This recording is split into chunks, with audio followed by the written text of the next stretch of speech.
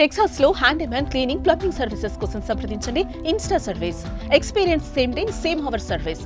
For more details visit instaservice.com. Hello viewers, welcome back to our channel. ప్రస్తుతం మనతో పాటు ఉన్నారు 25 years నుంచి అమెరికాలో ఉంటున్నటువంటి ఎంఎన్స్ ఎగ్జిక్యూటివ్ వీరభద్రరావు గారు. సార్తో మాట్లాడండి. నమస్తే సార్. నమస్తే అమ్మ. సార్, వర్క్ వీసా లేకుండా అక్కడ గనక పని చేస్తే దేశ బహిష్కరణ. మనం ఇంతకుముందు వీడియోలో కూడా మాట్లాడుకున్నాం. పిల్లలకి ఇప్పటికే పాకెట్ మనీ లేక అక్కడ చాలా మంది ఇబ్బందులు పడుతున్నారు. ఈ రైడ్స్ ఇవన్నీ జరగడం చూసి డైరెక్ట్ కంపెనీసే వీళ్ళని తీసేయడం కూడా జరుగుతున్నాయి. సో ఒక్కసారి మన ఇండియన్స్ అక్కడ ఉన్నటువంటి పరిస్థితి, వాళ్ళు ఎలాంటి కష్టాలు పడుతున్నారు, మరి తెలిసి కూడా కొంతమంది అక్కడికి వెళ్ళడానికి ఇంకా ఉత్సాహంగా కూడా ఉన్నారు. మీరు సజెషన్స్ ఇస్తారా? అక్కడ ఉన్నటువంటి వాళ్ళ పరిస్థితి ఏంటి ఒక్కసారి సార్ దాని గురించి. సో యుఎస్లో ఏంటంటే లీగల్గా ఉన్న వాడికే ఫస్ట్ ఆఫ్ ఆల్ మీరు ఎంప్లాయబిలిటీ వెరిఫికేషన్ ఒకటి ఉంటుంది. Every employer, no matter who it is, మన ఫస్ట్ ఆఫర్ లెటర్ ఇచ్చిన తర్వాత మనం జాయిన్ అయ్యే ముందు కొన్ని బ్యాక్గ్రౌండ్ చెక్స్, అట్లానే నాకు ఎగ్జాక్ట్ నెంబర్ గుర్తులేదు, అది ఒక ఫామ్ ఫిలప్ చేసి ఇస్తాము. ఇస్తే దాన్ని వాళ్ళు వెరిఫై చేస్తారు. I don't remember exactly, I-694 something ఉంది. సో దాంట్లో ఏంటంటే మనము ఈ కంట్రీలో నేను ఈ వీసాలో ఉన్నాను, నేను that I'm employable. Green card అయితే గ్రీన్ కార్డు, సిటిజన్షిప్ అయితే సిటిజన్షిప్, లేదా లోకల్ H1 ఉంటే H1. One of those proofs you submit along with that. మనం బాస్ ఎవరైతే హైర్ చేస్తాడో వాడు దీన్ని వెరిఫై చేసి HR లేకపోతే boss, they will verify and say yes, వాడు కింద సంతకం పెడతారు. అప్పుడే మిమ్మల్ని లీగల్గా హైర్ చేస్తారు వాళ్ళు. సో ఒక కంట్రీ వైడ్ ఎంప్లాయ్మెంట్ వెరిఫికేషన్ ఒకటి ఉంటుంది, వాళ్ళకి మాత్రమే ఉద్యోగం ఇవ్వాలి. దాన్ని ఎవరైతే ఫాలో చేయరో వాళ్ళకి ఆబ్వియస్లీ పెనల్టీస్ ఉంటాయి, or some time it may go to the extent of seizing the business. So ఈ ఇండియన్ రెస్టారెంట్స్ కానీ, లేక పెట్రోల్ గ్యాస్ స్టేషన్స్ కానీ, లేక వేరే సూపర్ మార్కెట్స్ చోట మోటా బిజినెస్లు ఏవైతే ఉన్నాయో వాళ్ళే ఎంటర్టైన్ చేస్తారు. ఇప్పుడు పెద్ద వాల్మార్ట్ ఉంది, టార్గెట్ ఉంది, ఇలా కోల్స్ ఉన్నాయి, ఇలా పెద్ద పెద్ద చైన్స్ ఉన్నాయి కదా డిపార్ట్మెంటల్ స్టోర్స్. వాళ్ళు ఎవ్వరు వీళ్ళని హైర్ చేయరు. Okay, because they are all bound by that government employability verification. E-Verify అంటారు, అది that's the word I was looking, E-Verify. So ఈ-వెరిఫైలో మీ సోషల్ సెక్యూరిటీ నెంబర్ వేస్తే ఆటోమేటిక్గా చెప్పేస్తుంది అది మీ స్టేటస్ ఏంటి అన్నది. సో వాడు హైర్ చేయడు. వాడు ఆ పెద్ద కంపెనీస్ ఎవ్వరు వీళ్ళని హైర్ చేయరు. ఓకే, సో మీరు కంపెనీలు తీసేస్తున్నారంటే ఈ కంపెనీలు ఎవరంటే ఈ చిన్న చిన్న street corner vendors type. So వాళ్ళు ఏం చేస్తారు, ఇప్పుడు లేటెస్ట్ వాతావరణంలో ఈ రైడ్స్ ఇవి జరుగుతున్నాయి కదా, దాంతో ముందే వాళ్ళు చేయగలిగేసుకుని, నాయన మీరు వెళ్ళిపోండి, మా వల్ల కాదు, ఏదో వాడు బిజినెస్ అన్నా మూసుకోవాలి, లేకపోతే లోకల్ టాలెంట్ను, లోకల్ మనుషుల్ని వాళ్ళు హైర్ చేసుకోవాలి. అంటే వాళ్ళకి కూడా ప్రాబ్లమ్ అయినా సార్ ఇలా చేసుకోవడం వల్ల? వాళ్ళకి ప్రాబ్లం.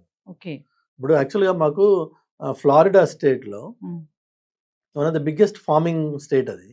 అక్కడ మీకు టొమాటోస్ కానీ, వెజిటబుల్స్ కానీ, లీఫీ వెజిటబుల్స్, అట్లనే ఫ్రూట్స్ అన్నీ good number of them come from Florida. అవి మాన్యువల్గా మనుషులు వంగి వాటిని చేతితోటి పికప్ చేయాలి. It's a very tedious, very painful job. మీరు ఎప్పుడైనా 10 మందికి కూర్చోబెట్టి కింద వడ్డన వడ్డిస్తే మీకు తెలుస్తుంది. 10 మందికే, 100 మందికి కాదు, 10 మందికి వడ్డించండి ఒకసారి ఒంగుని, మీకు తెలిసిపోతుంది ఎంత కష్టం అన్నది. వాళ్ళు 10 గంటల పాటు రోజుకి ఇలా వంగి ఫ్రూట్స్ పికప్ చేయడం కానీ, క్యాబేజ్ పికప్ చేయడం కానీ, లెటస్ పికప్ చేయడం కానీ చేస్తారు. ఈ రోజున ఈ రైడ్స్ వల్ల వాళ్ళు చాలా మంది హైడింగ్లోకి వెళ్ళిపోయారు, కొంతమందిని పట్టుకుని తీసుకెళ్ళిపోయారు. దానివల్ల ఆ ఫార్మర్స్కి హెవీ లాసెస్ వస్తున్నాయి. So the policy it self is hurting the local employers. So దానివల్ల లాభం పొందినవాడు ఎవ్వరు లేడు ఇప్పటి వరకు. అన్ఫార్చునేట్గా ఏంటంటే వాతావరణం అలా తయారైపోయింది ఇప్పుడు, దట్ వీళ్ళందరూ ఇల్లీగల్ ఇమిగ్రెంట్స్, వీళ్ళని తీసేయాలి. ఇక్కడ వాళ్ళని తీసేస్తే జరిగే ఇంపాక్ట్ ఏదైతే ఉందో అది యాక్చువల్గా it's a sizeable one, and it's going to penalise the local businesses. వాడికి పెనలైజ్ అయినప్పుడు ఏమవుతుంది, సప్లై చైన్ ఎఫెక్ట్ అవుతుంది. ఎస్ అందుకనే ఈ రోజున అమెరికాలో ఎగ్స్ దొరకట్లేదు. ఒకవేళ దొరికితే జస్ట్ 2 నెలల క్రితం ఉన్న ప్రైస్కి ఈ రోజున 5 times ఎక్కువ ఉంది. ఓకే ఫస్ట్ ఆఫ్ ఆల్ అది దొరకట్లేదు, Hmm. Eggs are not available. Eggs కోసం కొట్టుకు వస్తున్నారు షాప్స్లో. ఒకవేళ వస్తే అది 5 రెట్లు ఎక్కువ ఉంది ప్రైస్. దేనివల్ల? ఈ మనుషులు లేకపోవడం. మనుషులు లేకపోవడం వల్ల వర్క్ చేయడానికి లేరు. ఎందుకంటే ఆ పౌల్ట్రీస్ కానీ ఆ Yes. మీట్ షాప్స్ కానీ అని పెద్ద పెద్ద ఉంటాయి. పౌల్ట్రీ అంటే చిన్న చిన్నగా ఉంటుంది, సమ్ థౌజండ్స్ ఆఫ్ ఏకర్స్లో ఉంటాడు వాడు, మీట్స్ అంతే. సో అందులో ఎవ్రీబడి నోస్, జగం మెరిగిన సత్యం అది. ఇల్లీగల్ ఇమిగ్రెంట్స్ అందులో వర్క్ చేస్తారు. అందులో పడే కష్టం లోకల్ వాడు పడలేడు. పడలేడు. అయినా వాళ్ళని తీసేస్తామని, వాళ్ళు రైడ్ చేస్తామని వాళ్ళు తీసేస్తుంటే హర్ట్ అయ్యేది ఎవరంటే local economy, local economy. Yes local farmers. Work చేయడానికి మనుషులు లేరు అక్కడ, Ah. సప్లై చేయడానికి లేరు. కానీ ఈ లోకల్ ఫార్మర్స్ పెనల్టీస్ ఫేస్ చేయలేరు కదా. ఎస్ అందుకని వాళ్ళు కూడా ఆ వాలంటరీగా చెప్తారు, ఎవరి నాయన రేపటి నుంచి రాకంటారా మీరు. సేమ్ థింగ్ మన ఇండియన్ రెస్టారెంట్స్ కానీ, చైన్స్ కానీ, చిన్న షాప్స్ కానీ, వీళ్ళు కూడా ఈ స్టూడెంట్స్కి చెప్తున్నారు, బాబు సార్ వాతావరణం బాగాలేదు, I can't hire you, if necessary I close the shop, yes లేకపోతే నేను ఒక్కడిని చేసుకోగలిగితే చేసుకుంటా అని మీరు రేపటి నుంచి రాకండి ఇంకా. దానివల్ల ఏమవుతుంది మీకు, ఓకే ఎకానమీ, బిజినెస్, ఫార్మర్స్ ఇవి ఎఫెక్ట్ అవుతున్నాయి అంటే అదే ఒక సైడ్, అది maybe we don't care about it. కానీ మీకు స్టూడెంట్స్కి నిన్నటి వరకు ఏదో కొంత ఎక్స్ట్రా డబ్బులు సంపాదించుకుంటున్నా నేను, నాన్న నువ్వు నాకు పంపించక్కర్లేదు అన్న పిల్లాడు all of a sudden now they are calling their parent. Pocket money cut అయిపోయింది. అది పాకెట్ మనీయే కాదు యాక్చువల్గా, మీకు చూస్తే ఫీజులు దాంతోటే కట్టారు, పాకెట్ మనీ, వాళ్ళ ఎక్స్పెన్సెస్. అంటే మళ్ళీ కంటిన్యూస్గా ఇండియా నుంచి పేరెంట్స్ డబ్బులు పంపించాల్సిన అవసరం లేకుండా అక్కడ మేనేజ్ చేసుకునే వాళ్ళు అని ఆ సిచ్యువేషన్ మారిపోయింది.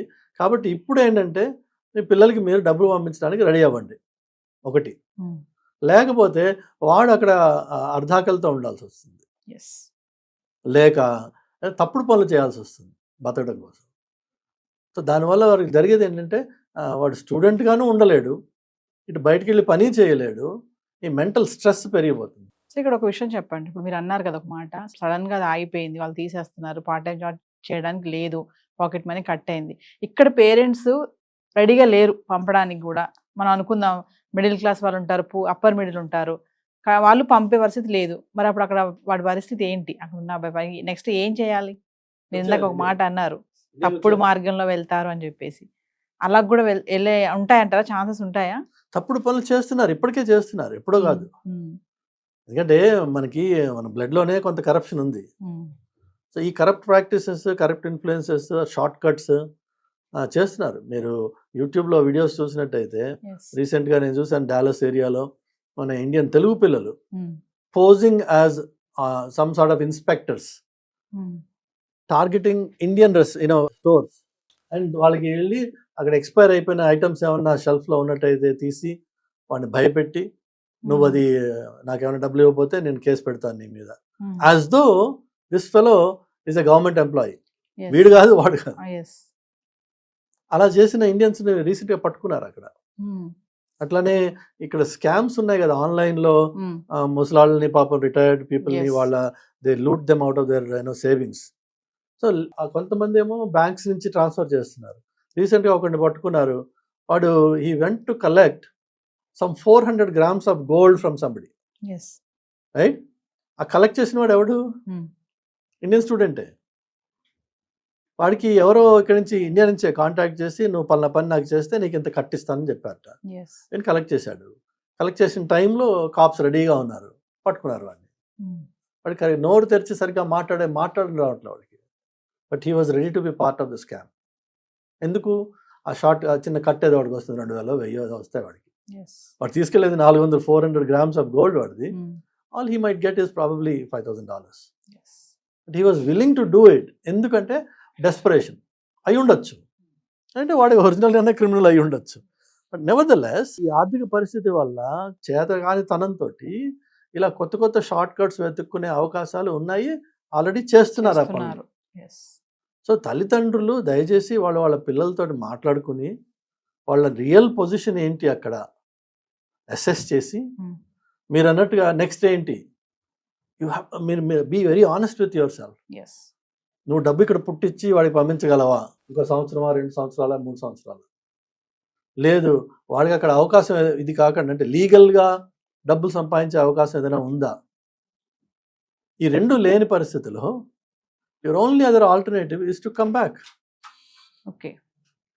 మేబీ పరిస్థితులు చక్కబడ్డాక మళ్ళీ వెళ్దు కానీ, ఎందుకంటే ఈ 2 ఏళ్ళు నువ్వు 1 ఇయర్ ఏదైనా చదివి ఉన్నట్టయితే అక్కడ ఆ 1 ఇయర్ వేస్ట్ అయిపోదు.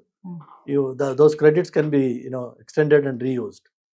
మిగిలిన క్రెడిట్ తర్వాత చేసుకో, డబ్బులు ఇక్కడ సొమ్ము చేసుకున్నాక. అంటే కమ్బ్యాక్ ఇండియా రాకుండా సార్ అక్కడి నుంచి వేరే చోటుకి వెళ్ళడే అవకాశాలు ఉంటాయా? వేరే చోటు వెళ్ళి ఏం చేస్తారు? అంటే ఇప్పుడు ఇక్కడ ఇంత స్ట్రిక్ట్ గా ఉంది కదా, మరి అక్కడికి వెళ్ళి వేరే చోటుకి వెళ్ళి చేసుకోవడానికి, జాబ్ చేసుకోవడానికి, పార్ట్ టైం చేసుకోవడానికి ఉండవా ఛాన్సెస్ లేవంటారా? విత్ ఇన్ అమెరికాలో లేవు, ఇన్సైడ్ అమెరికాలో లేవు. Okay. Same thing is continuing in Canada. Okay. Canada situation అసలే బాగాలేదు. సో అక్కడికి వెళ్ళి మీరు చేయగలిగింది ఏం లేదు. నెక్స్ట్ ఏంటి మీకు మిగిలింది? యూకే అంటారు. UK is equally in bad situation. మీకు ఇప్పుడే చెప్పాను, వాళ్ళు ఆల్రెడీ ఇండియన్ రెస్టారెంట్స్ రైడ్ చేస్తున్నారు, చైనీస్ రెస్టారెంట్ రైడ్ చేస్తున్నారు. So they are deporting. And then you go to European countries. అక్కడ మనకు వచ్చేసి language problem. Plus fundamental thing ఏంటంటే మీరు ఈ కంట్రీ మారితే వచ్చిన లాభం ఏంటి? కొంతమంది అనుకుంటారు కదా, అమ్మో నేను మళ్ళీ ఇండియా వెళ్ళాలా, ఈగో ఉంటాయి కొంతమందికి.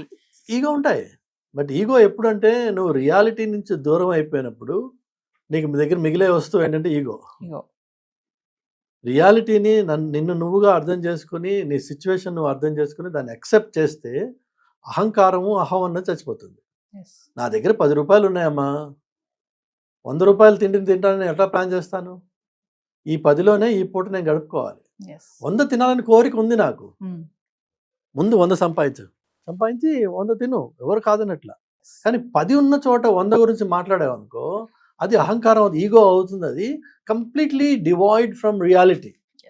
నువ్వు ఉన్న పరిస్థితి ఈ రోజున ఇక్కడ ఉన్నావు. సో బౌ డౌన్. పెద్ద అల వచ్చినప్పుడు తల ఉంచినంత మాత్రాన నువ్వు పడిపోయినట్టు కాదు. ఆ అల పోని, ఆ కష్టం పోని, మళ్ళీ again take your position back. ఈ రోజున తల్లిదండ్రులకి ఫైనాన్స్ చేసే కేపబిలిటీ లేకపోతే, పిల్లలకి ఆల్టర్నేట్ ఇన్కమ్ అక్కడ జనరేట్ చేసే అవకాశం లేకపోతే, నా సలహా ఏంటంటే వాళ్ళు వెనక్కి వచ్చేసి ఒక లాజికల్ బ్రేక్లో అక్కడ వెనక్కి వచ్చేసి ఇక్కడ ఏదన్నా మీరు సొంత వ్యాపారం చేసుకోండి. ఏదో అక్కర్లేదు, పానీపూరి బండి పెట్టుకుని లక్షలు సంపాదిస్తున్నారు. వాడు ఎవడో చెన్నైలో పానీపూరి బండి పెడితే 43 లక్షల ఇన్కమ్ అట. ఎందుకంటే మీకు వాళ్ళ రేపు అన్ని స్కాన్ ఉంది కదా, ఆ స్కాన్ ఒకటే ఫోన్ నెంబర్కి అన్నీ వెళ్తున్నాయి. హాయిగా ఫైనాన్స్ మినిస్ట్రీకి దొరికింది. 40 lakhs 1 yearలో ఇన్కమ్ వచ్చింది. వాడికి ట్యాక్స్ వచ్చింది. ఐ థింక్ 40 lakhs వాడిది ట్యాక్స్ బిల్ అనుకుంటా, సంథింగ్ లైక్ దాట్. అంత సంపాదన ఇక్కడుంది, అక్కడ పోయి ఏం చేస్తావు? కానీ మనం ఏంటంటే అహంకారం, నేనెవరో తెలుసా. ఏంటి నేనెవరో తెలుసా? నీ వాస్తవాన్ని నువ్వు ఒకసారి అక్సెప్ట్ చేస్తే, నేను ఆ పానీపూరి ఏంటి నువ్వు ఏం చేసావు అని చెప్పి. లేదంటే తల్లిదండ్రులు అంటారు మా పిల్లలు అలాంటి పనులు చేయరండి. కొన్ని చేయకు, వేరే ఇంకోటి చూడు, ఆల్టర్నేటివ్ 1,00,000 పద్ధతులు ఉన్నాయి. పానీపూరి బండి అనే కాదు, 1,00,000 పద్ధతులు ఉన్నాయి. బట్ నీకేంటంటే ముందు ఈ అహంకారం ఒకటి, ఒక ఫాల్స్ ఈగో, ప్లస్ మనకేంటంటే ఈ దూరపు చూపులు ఉన్నాయి కదా, అరే వాడు పోయాడు వీడు పోయాడు నేను కూడా పోవాలి. లేదంటే తల్లిదండ్రుల ప్రెషర్, అలా వాళ్ళ పిల్లలందరూ వెళ్ళారు, మా వాడు మాత్రం ఇక్కడే ఉన్నాడు. ఇంకా ఇలా కాకుండా మీరు ఫ్యాక్ట్స్ ఆఫ్ ద గ్రౌండ్, మీ సొంత కెపాసిటీ కేపబిలిటీని అసెస్ చేసుకుని దయచేసి ఆ పిల్లల్ని నరక కూపంలో వదిలిపెట్టద్దు. వాడు చెప్పుకోలేక ఏడుస్తూ ఉండొచ్చు ఒక్కోసారి సిచ్యువేషన్లో. వాళ్ళకి హెల్ప్ కావాలి, ఇప్పుడు పర్టికులర్లీ ఈ టైంలో వాళ్ళకి హెల్ప్ కావాలి. పేరెంట్స్ వాళ్ళ వెనుక సపోర్ట్ చేసి నిలబడాలి. లేకపోతే మనం పేరెంటింగ్ ఏంటి? పోతే పోయింది, నా కొడుకు బాగున్నాడు, నా కూతురు బాగుంది, ఫస్ట్ తీసుకొచ్చాయి. వాళ్ళు 1 year అక్కడ చదువుకున్నారా, ఒక్కొక్కటి 1 or 2 years ఇక్కడ బ్రేక్ తీసుకుని మళ్ళీ వెళ్ళి మిగిలిన 1 year కంప్లీట్ చేయి. అందులో అది ఏం తప్పేం లేదు. You can always take a sabbatical. And most American students, మీకు తెలుసో తెలీదో, హై స్కూల్ అయిపోయాక 12 years చదువుకున్నాక they take a break for a year or 2. Then వాడు అండర్ గ్రాడ్యుయేట్కి వెళ్తాడు. వాడు కానీ మన వాళ్ళంత ప్రాక్టికల్గా ఆలోచించారు కదా, అమ్మో 1 year వేస్ట్ అయిపోయింది, అసలు లైఫ్ పోయింది ఇక్కడతో, నువ్వు ఎందుకు 1 year వేస్ట్ చేసావు అని అంటారు. మనకేంటంటే అంతా మోస, మనదంతా ఫ్యాక్టరీ చైన్ లాగా పుట్టగానే మూడేళ్ళు రాగానే వాడు కిండర్ గార్డెన్లోనో ప్రీకేజీలోనో పడేయాలి. వాడు అందులో నుంచి కొట్టుకుంటూ వస్తాడు. వాడికి ఏమీ తెలియదు, ఏ ప్రపంచం తెలియదు వాడికి. చివరికి డిగ్రీ అయిపోతుంది. అప్పటికి డిగ్రీల తర్వాత కూడా ఏ ప్రపంచం తెలియని పిల్లలే మన వాళ్ళు. ఉన్నట్టుండి లక్ బాగుంటే ఏదో ఉద్యోగం వస్తుంది. ఉద్యోగం వచ్చిన 6 నెలలకి వీడికి అర్జెంట్గా పెళ్లి చేశారు. ఎందుకంటే మా కొడుకు సెటిల్ అయిపోయింది. ఏమీ తెలియని తల్లిదండ్రి ఛత్రఛాయల్లో పెరిగిన పిల్లలు all of a sudden they become parents for another kid. అప్పుడు స్టార్ట్ అవుతుంది వాడికి ఏం తెలియదు, అయోమయం అంతా. అందుకనే మనకి జనరేషన్ తర్వాత జనరేషన్ వీక్ అయిపోతున్నాం మనం. ఎందుకంటే ఎలాంటి ప్రాపంచికమైన అనుభవం లేని పిల్లలు ఉన్నట్టుండి తల్లిదండ్రులు అవుతున్నారు. వాళ్ళిద్దరి మధ్యలోనే ముందు అవగాహన కుదరడం లేదు. ఈ కుదిరే లోపే ఒకడు పుట్టేసే. ఇప్పుడు వీడికి ఏం నేర్పుతావు నువ్వు?